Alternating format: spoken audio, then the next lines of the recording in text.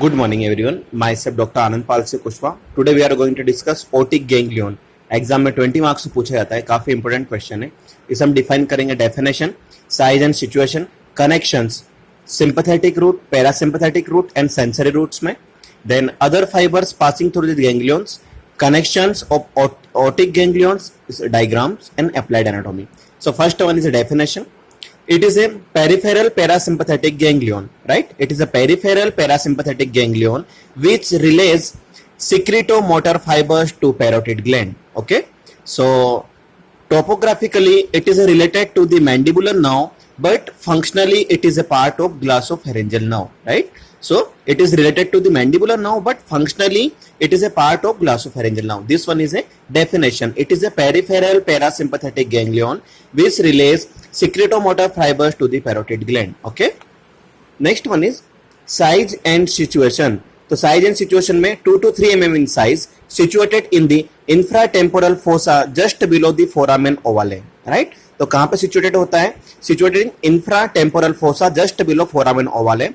It lies medially to mandibular nerve, laterally to tensor veli palatii, right? Connection and branches. So connection में divide हुआ 3 parts में, sympathetic root, parasympathetic root and sensory root.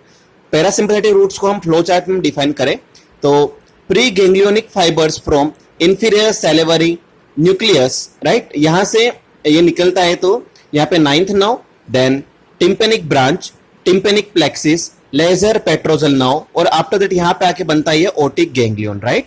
After lesser petrosal nerve, otic ganglion, then post ganglionic fibres, right? यहाँ पे pre ganglionic fibres, यहाँ पे post ganglionic fibres join auriculotemporal nerve and parotid gland, right? So pre ganglionic fibres from inferior salivary nucleus, then 9th nerve, tympanic branch, tympanic plexus, lesser petrosal nerve, after that otic ganglion, post ganglionic fibers join auriculotemporal nerve and parotid gland, right?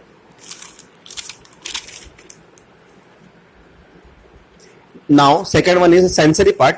Sensory parts come from auriculotemporal nerve and is sensory to the parotid gland, right? तो ये काफी clear है. Sensory root सा sensory part, sensory root जो होता है comes from auriculotemporal nerve and is sensory to parotid gland. Third one is sympathetic root. तो it is derived from the plexus on middle meningeal artery, right? कहां पे derive होता है तो plexus on middle meningeal artery. It contains post ganglionic fibres arising in superior cervical ganglion fibers, passes through the otic ganglion with relay and reach the parotid gland via auriculotemporal nerve, right? Function, they are vasomotor in function, right? Now the other fibers passing through the ganglions are as follows. कौन कौन से fibres follow होते हैं? 1 and 2. First one is the nerve to middle pterygoid gives a motor root to ganglion, right? अब यहाँ पे the nerve to middle pterygoid gives a motor root to ganglion which passes through it without relay and supplies medially related tensor veli palatini and laterally placed tensor tympanic muscles, right? तो medially कौन सा supply करती है? medially placed tensor veli palatini, laterally placed tensor tympanic muscles.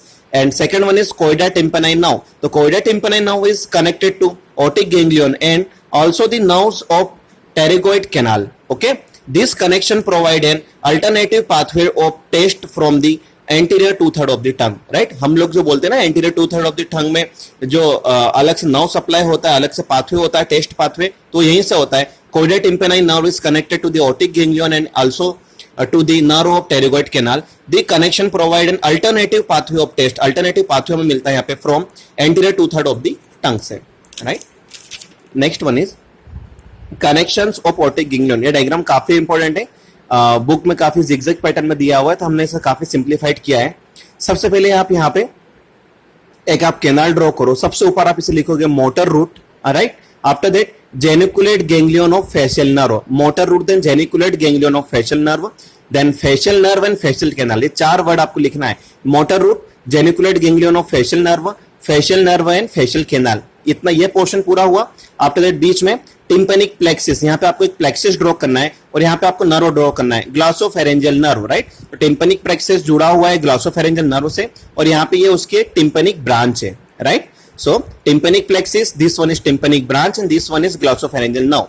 Okay, यहाँ पे आपने ये यहाँ पे आपने वन शेप बनाया, तो इसमें one this small one is inferior alveolar nerve, this one is lingual nerve, right, inferior alveolar nerve और लिंगुअल नर्व। यहाँ पे आप लोगों ने यहाँ पे मीडियल मेनिंजियल आर्टरी, जो रेड वन है मीडियल मेनिंजियल आर्टरी है। सो अब इन दोनों के कनेक्शंस में हमने यहाँ पे मीडियल मेनिंजियल आर्टरी को कनेक्ट किया। यहाँ पे ये जो पर्टिकुलर ये मेन पोर्शन है ओटिक गैंग्लियन का, ओटिक गैंग्लियन के यहाँ पे, और यहाँ से नर्व जा रही है नर्व टू पैरोटिड ग्लैंड, हमने पहले ही पढ़ा है, ओटिक गैंग्लियन से नर्व टू पैरोटिड ग्लैंड। और यहाँ पे टिम्पैनिक प्लेक्सिस से एक नर्व आई जिसे हम बोलेंगे सिंपैथेटिक नर्व, और यहाँ पे मीडियल मेनिंजियल आर्टरी से एक नर्व आई जिसे हम बोलेंगे लेजर पेट्रोजल नर्व। फाइन, सो यहाँ पे ये पोर्शन पूरा हुआ। और यहाँ पे इंटरनल कैरोटिड प्लेक्सिस, जो हम बात कर रहे हैं इंटरनल कैरोटिड प्लेक्सिस की, तो इंटरनल कैरोटिड प्लेक्सिस से यहाँ पे डीप पेट्रोजल नर्व निकलेगा। और ये जो हमने यहाँ पे मोटर जो रूट बनाया था, मोटर रूट के यहाँ पे ये जो नर्व है ये है हमारी sensory root. Now this one is motor root, this one is sensory root, तो sensory root, then this one is greater petrosal nerve, right.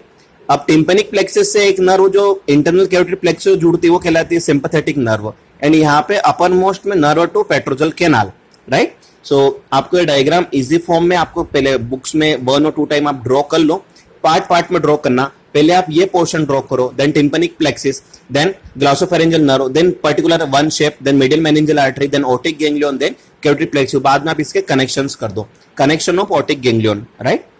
Next one is applied anatomy. So applied anatomy है functions of lateral versus medial pterygoid muscles. तो lateral में LA जो is open, right. So lateral pterygoid opens mouth, okay, अगर जो open है so lateral pterygoid opens mouth. Me अगर आप pronounce करते हो मी, जो is closed, so medial pterygoid closes the mouth.